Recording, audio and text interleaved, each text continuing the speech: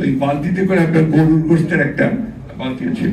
কে যেন বলে উঠলো যে মধুটাকে দিও না, ওটা দিও না। মধু বলে আরে দেবে না মানে কি, আমি তো ওটা খাওয়ার জন্য এখানে এসেছি।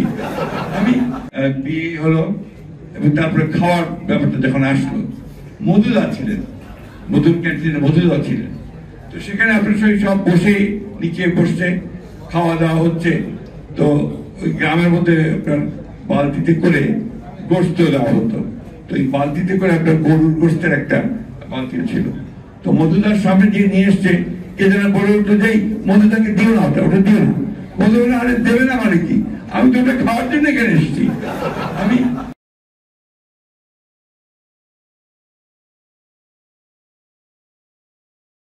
এই কথাগুলো বললাম যে একটু হালকা করে কথা বলতে চাই। পরিবেশটা কি ছিল তখন? ওই অবস্থায়, আন্ডারগ্রাউন্ড অবস্থায় মাওল ভাই বিয়ে করেছেন। তারপরের ঘটনাগুলো আপনি পাবেন এটা এই জয়নগরের আলো এই বইটিতে, তার সহোদরী উম্মে সালমান আলোর বই। এটা আপনারা পড়লে আপনারা বুঝবেন যে কি সংগ্রাম, কি ভয়াবহ সংগ্রামের মধ্য দিয়ে এই মহিলা মাহবুব ভাই তার জীবনকে এগিয়ে নিয়ে গেছেন। তার 3 কন্যা এখানে বসে আছে কেন যায় না, তারাও সেই সংগ্রামের মধ্যে দিয়ে বড় হয়েছে।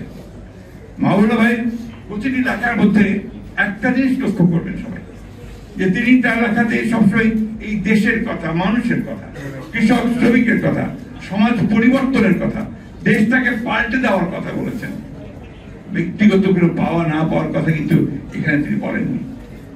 অথচ এই মানুষটি বাংলাদেশের আমার যত জানা আছে পণ্ডিত, লেখাপড়া জানা মানুষ, তাদের মানে অন্যতম একজন শ্রেষ্ঠ ব্যক্তি। আমরা তাকে সেই মূল্যায়নটা করতে পারি। আজকে বিএনপির সঙ্গে তার একটা সম্পর্ক আছে, আছে, সেই সম্পর্কটা অস্বীকার করলে সত্যকে অস্বীকার করা হবে। কারণ দেশনেত্রী বেগম খালেদা জিয়া যখনই কোনো আলোচনা করতে চেয়েছেন কোনো বিষয়ে, তিনি তাকে ডেকে পাঠিয়েছেন। এবং ভিশন 2030 যে বইটা আমাদের প্রথম সংস্কারের, আমাদের রাজনৈতিক সংস্কার, সাংবিধানিক সংস্কার, অর্থনৈতিক সংস্কার, যে আমরা একটা বই করা হয়েছিল ভিশন 2030, এটার মূল বিষয়টাই ছিল কিন্তু মাহবুবুল্লাহ তার চিন্তা ভাবনা থেকে সেগুলো বেরিয়ে এসেছিল। এই জন্যে পরবর্তীকালে আমাদের যখন ফ্রন্ট তৈরি হলো, আপনার অর্থাৎ 22 সালে আমরা যখন এই ফ্যাসিস্টদের বিরুদ্ধে যখন যুগপৎ আন্দোলন শুধু নয়, আপনার ফ্রন্ট করলাম 22 না আরো আগে 18তে ফ্রন্ট করলাম, যেখানে আমরা নির্বাচনে অংশ নিলাম।